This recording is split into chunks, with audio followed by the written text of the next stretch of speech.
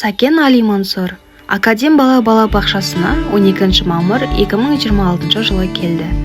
Али Мансур өте сүйкімді, ақ көңіл, қимылы шапшаң, белсенді бала.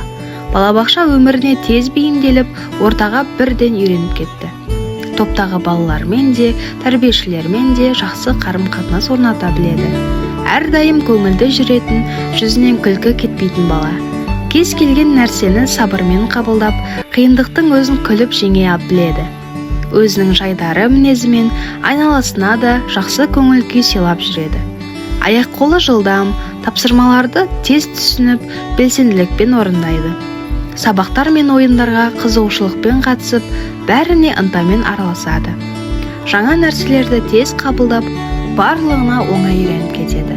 Ұйымдастырылған оқу іс-әрекеттерінде тәртіп сақтап, тәрбиешінің айтқанын мұқият тыңдайды. Өзіне өзі қызмет көрсету дағдылары жақсы қалыптасқан, өзі тамақ ішіп ұқыптылық танытады.